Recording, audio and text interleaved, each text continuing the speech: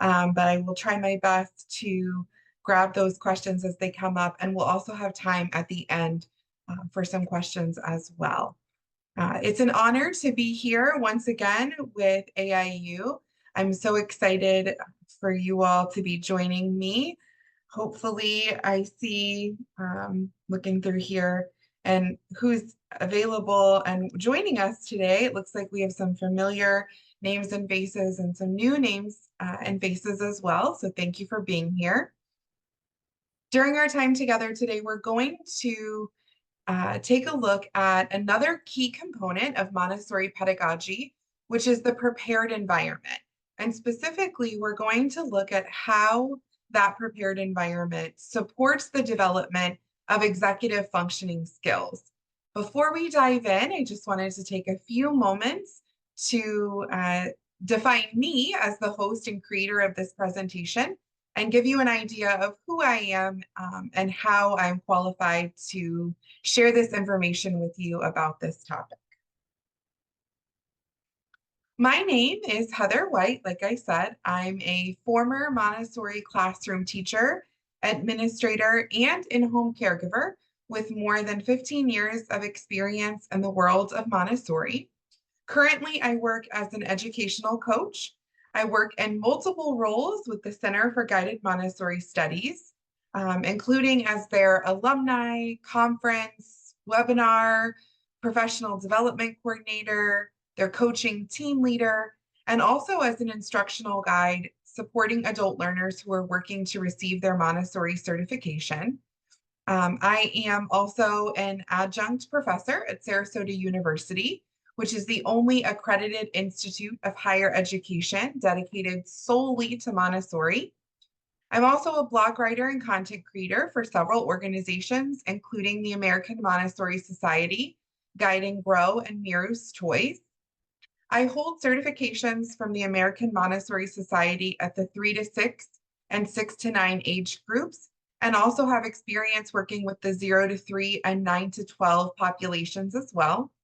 I have a master's degree in education with a concentration in Montessori studies, an education specialist degree in school psychology, and I'm also a nationally certified school psychologist.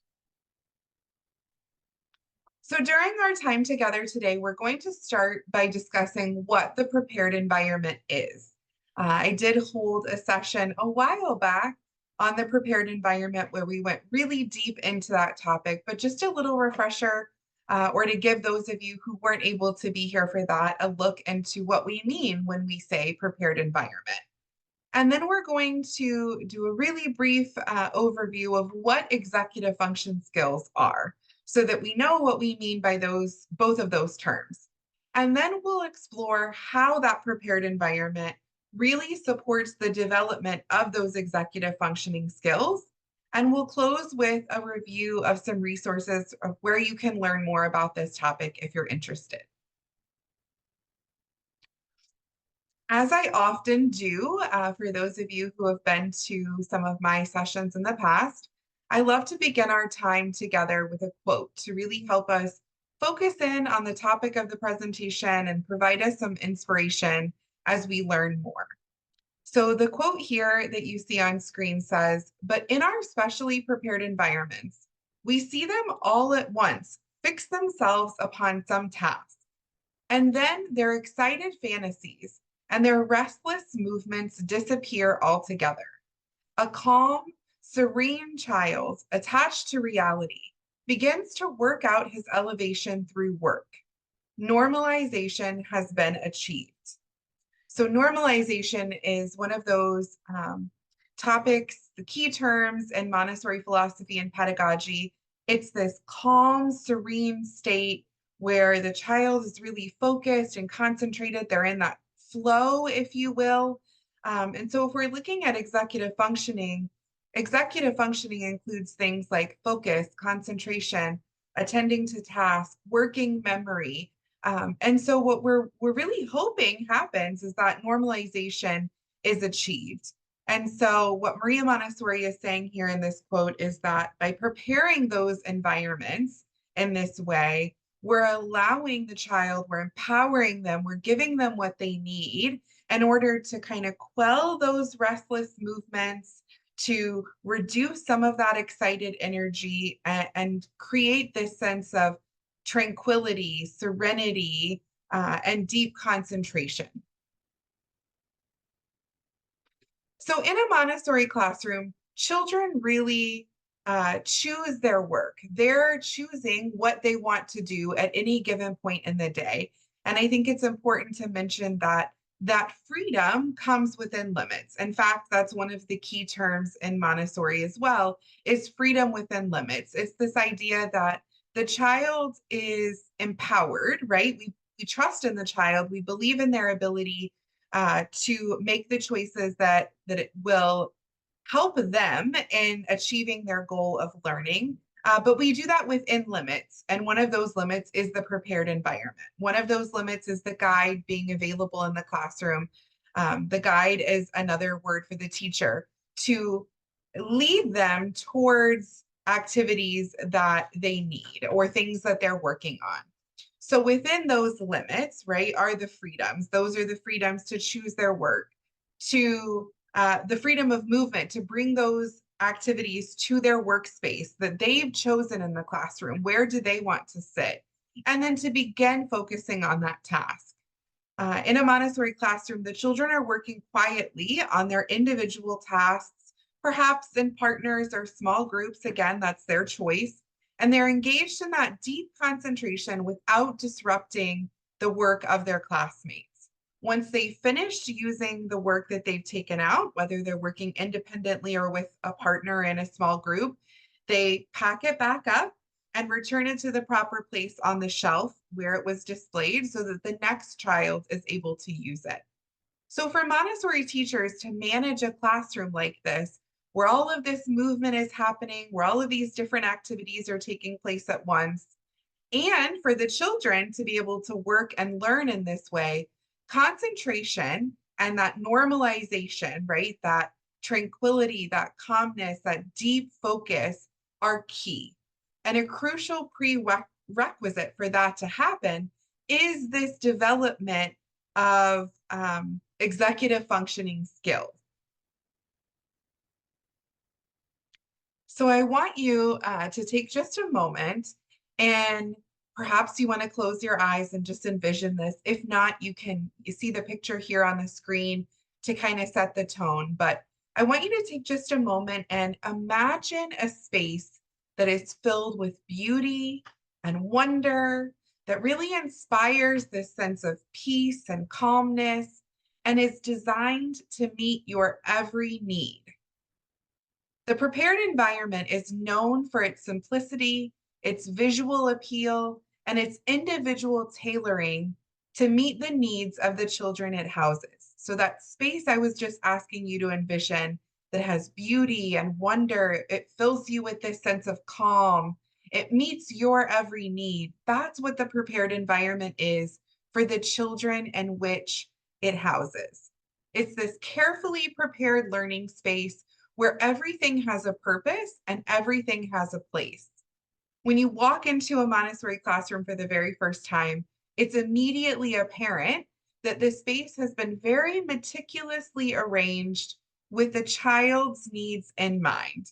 So a classroom for children who are 3 to 6 years old looks very different from a space intended for children who are 6 to 9 or 9 to 12 years old, or even 12 to 15 and 15 to 18, or the opposite direction, 0 to 3, right? So each space thinks about where that child is developmentally, what their needs are, what their interests are, even things like their height. You can see in this picture the height of the furniture, that everything is accessible to the child. The space is really designed to be the child's space. It is for them to take ownership and to foster their independence.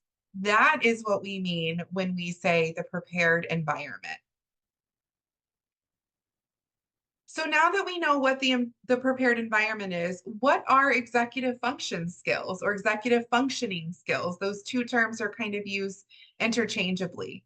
Executive functions are really crucial skills that allow children to solve problems, to make choices, to plan things, to engage in reasoning, to concentrate and focus, right? And impulse control is part of executive functioning, allowing children to kind of adapt their behavior to fit into different circumstances or situations. And it's these abilities, these executive functioning skills, that really enable children to regulate and to manage their actions in order to accomplish or achieve specific goals.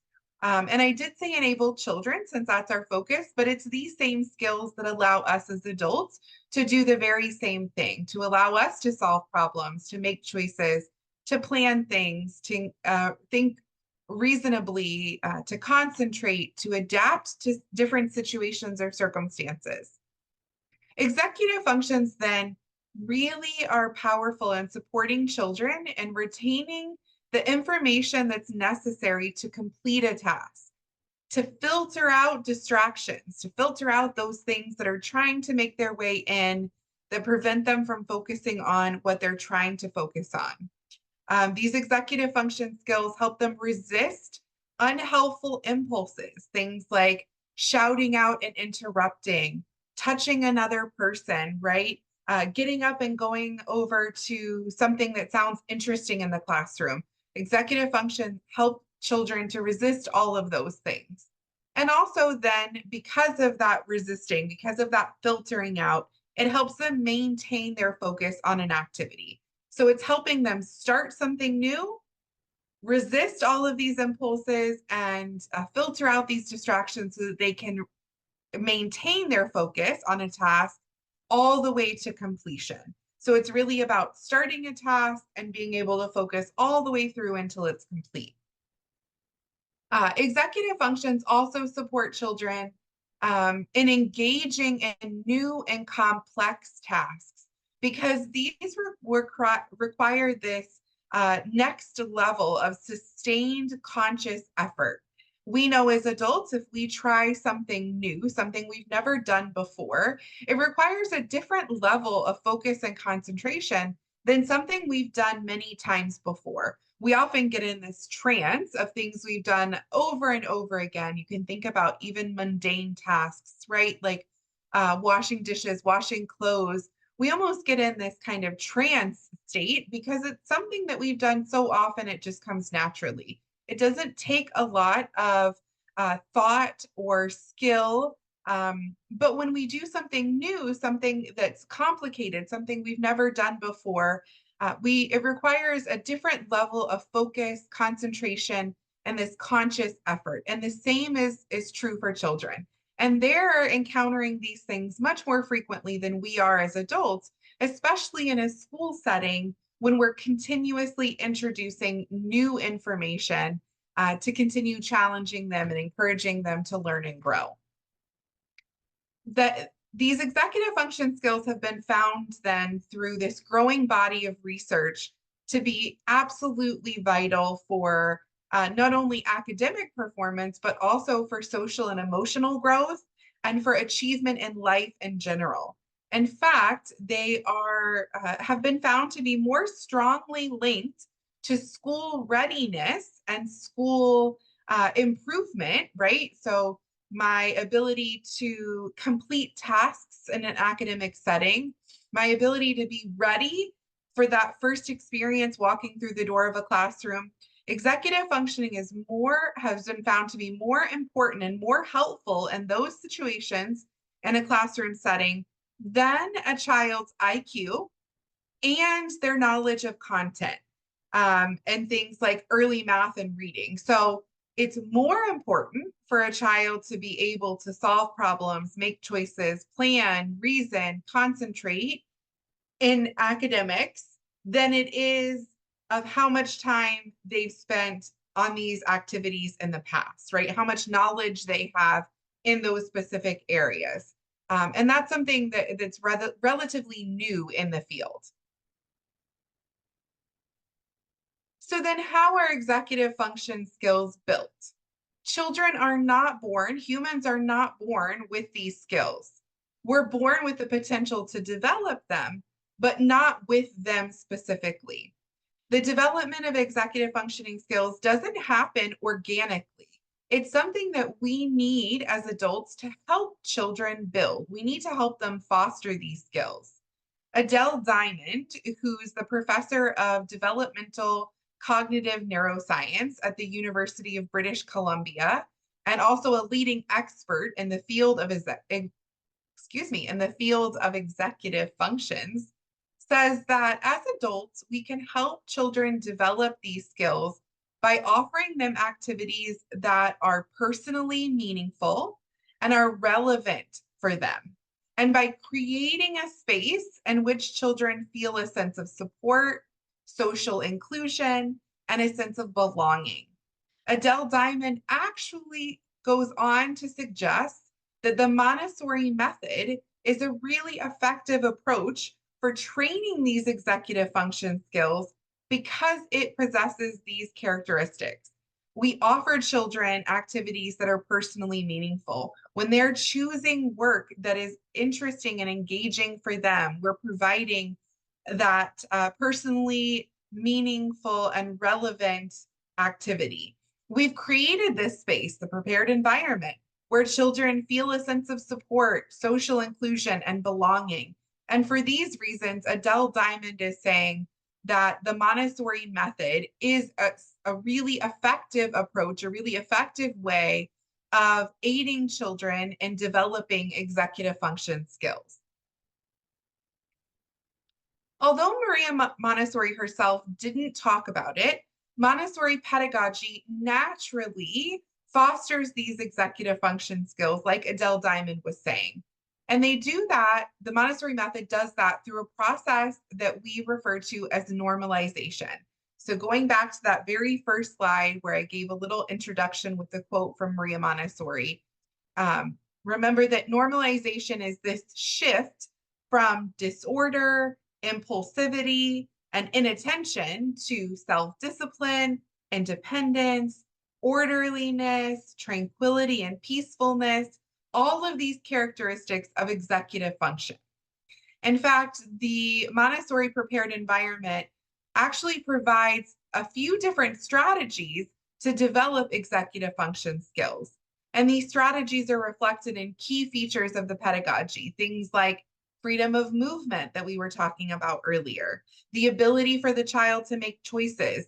And that's lots of different choices, choices about what work they want to do, choices about where they want to work in the classroom, who they want to work with, hands-on materials that allow for self-correction.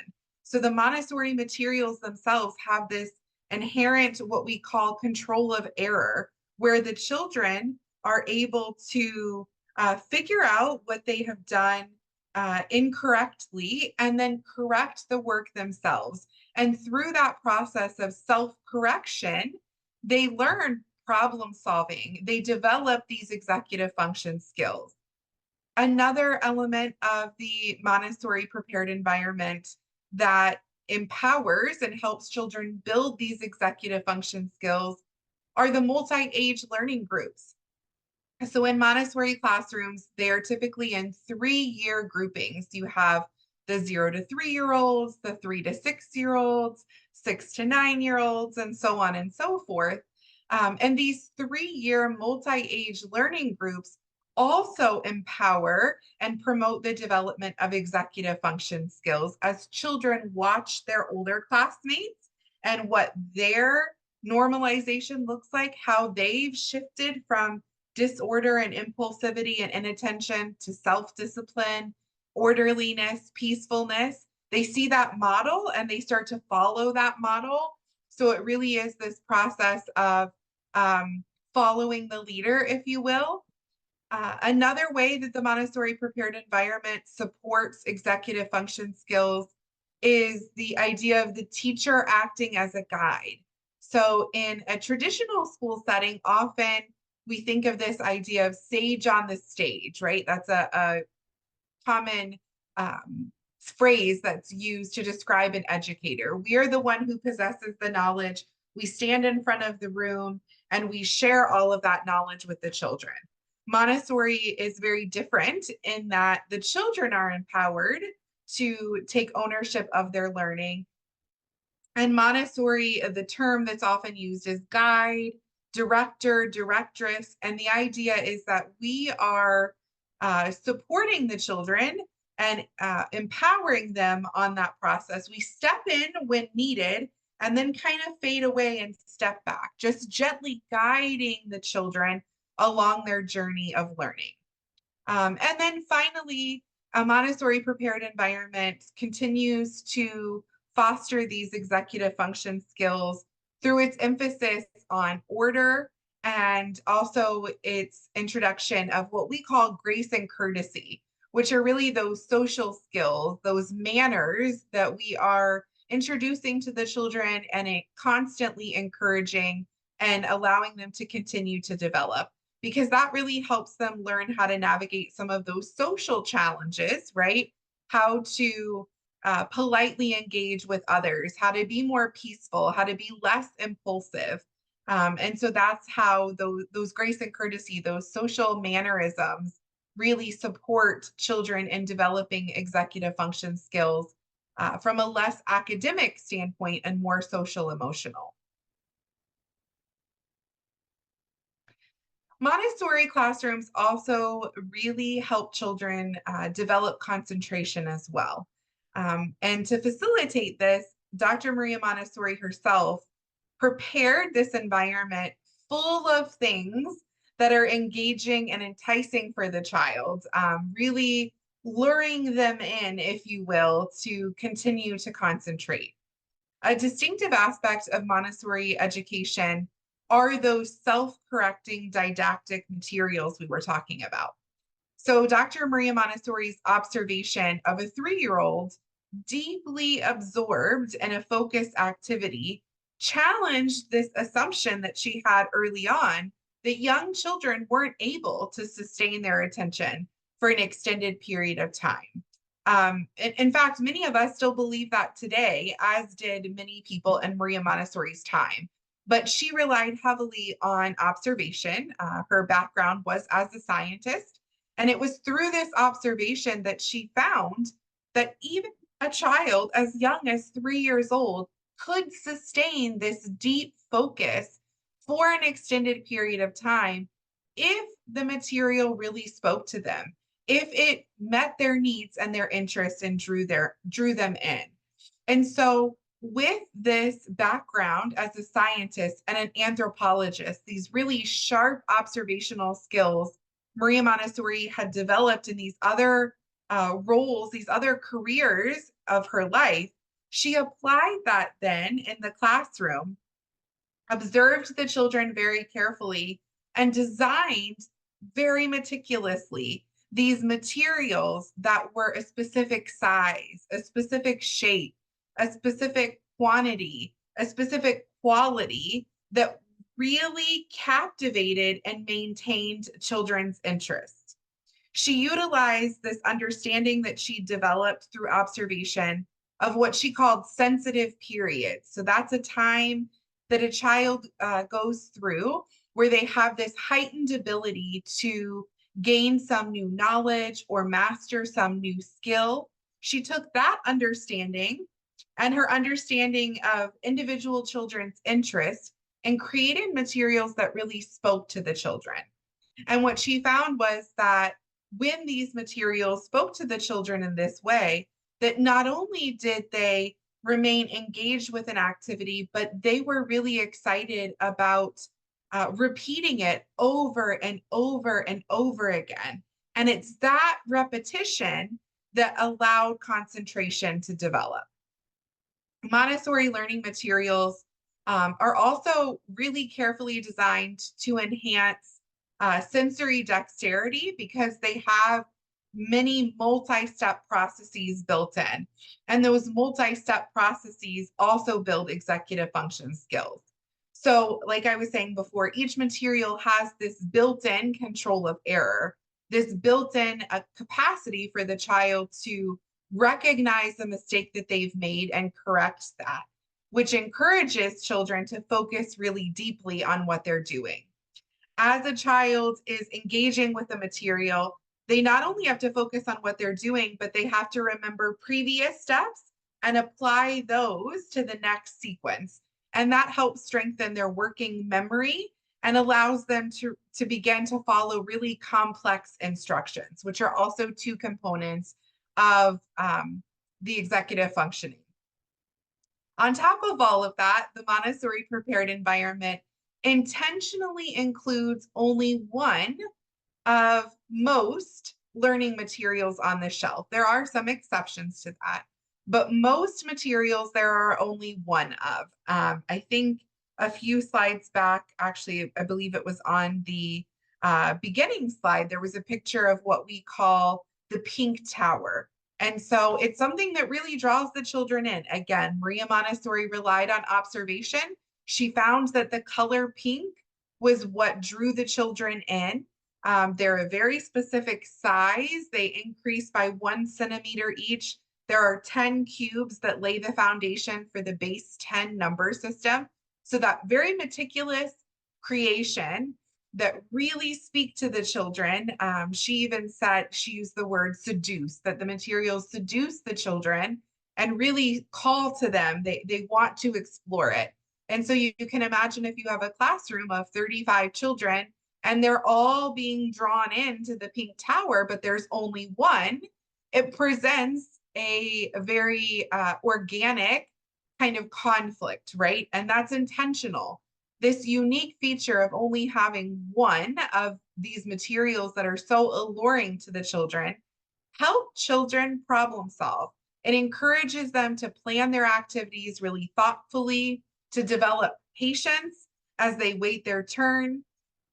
By requiring children to wait until one of their classmates has completed an activity and returned that material to the shelf, the prepared environment fosters impulse control. It promotes this sense of forward thinking because children are anticipating their opportunity to engage with that material.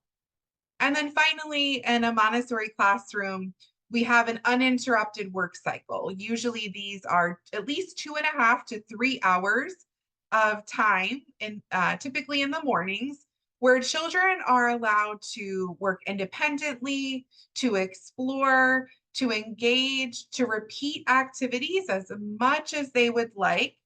And this allows them to develop that deep sense of focus and concentration. I always encourage people to, as adults, to think about what it feels like when you have this block of time that you're able to really focus and dive deep and engage in something. You're much more likely to accomplish a really powerful, meaningful work where if you knew it was going to be a time, in fact, that happened to me this morning, I knew I only had about an hour, right? I didn't have 3 hours that I was going to be uninterrupted. I knew I had an hour. I knew my husband and my father-in-law were going to be in and out because they're working on something in our home.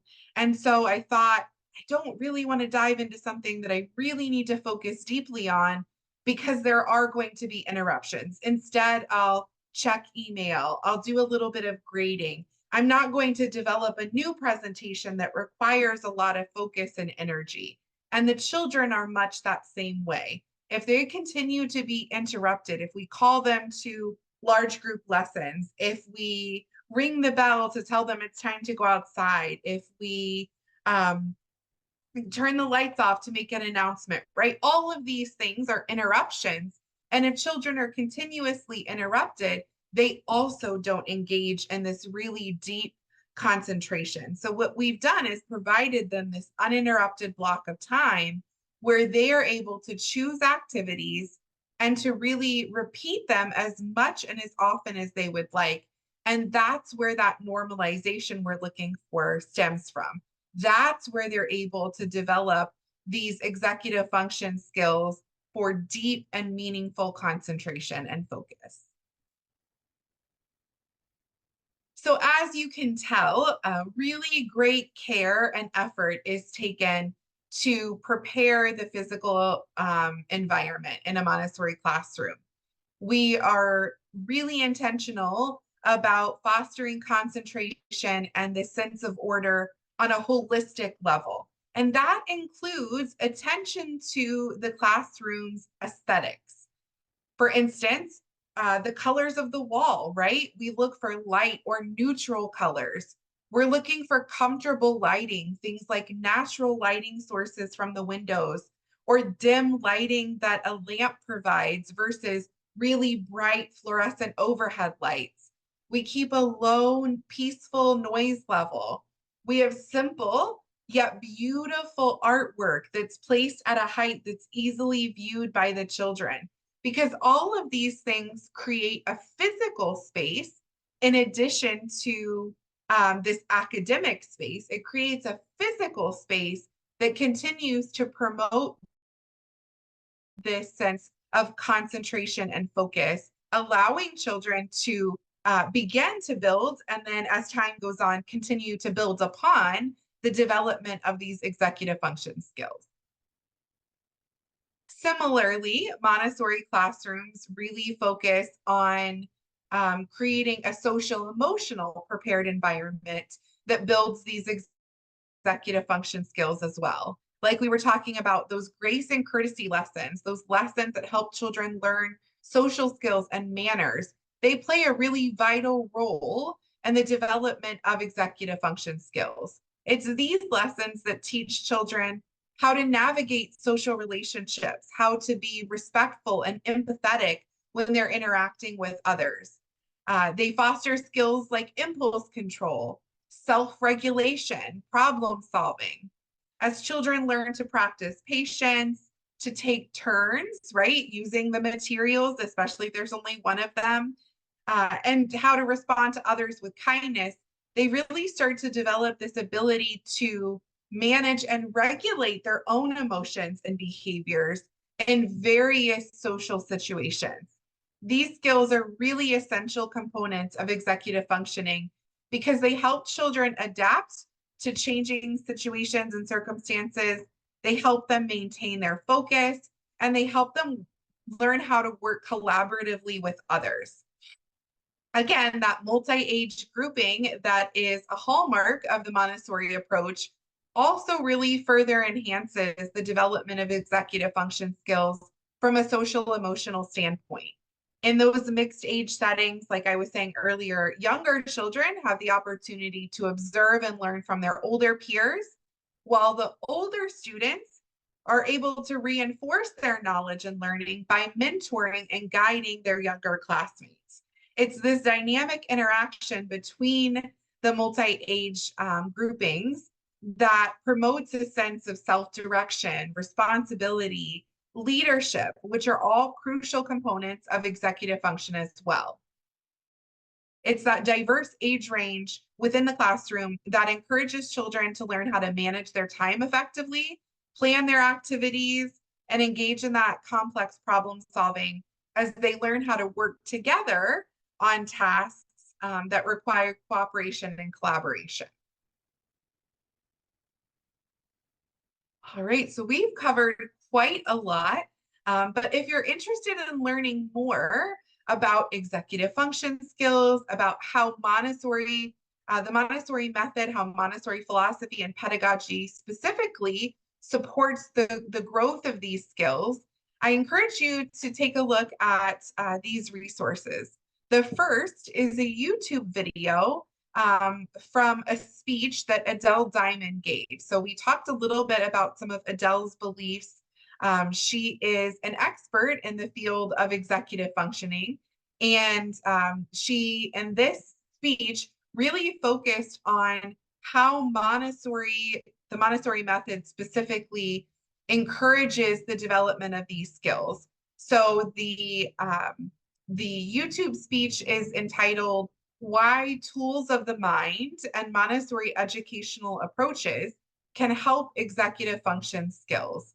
And I can pop that in the chat in just a moment as well, so that you can have that if you're interested. And then the second resource that I highly recommend is a blog by an organization called Trillium Montessori, which is a fantastic resource. They have blogs, they have learning communities, just a wealth of information there. And the blog is entitled "Executive Functioning Skills in Elementary." and it reviews how these executive functioning are fostered specifically in Montessori elementary classrooms. So it kind of dives in a little bit further, focusing just on the elementary level. Before I open it up to final questions, I just wanted to say thank you so much to all of you for being here, for joining me today. I've shared my contact information here on the screen.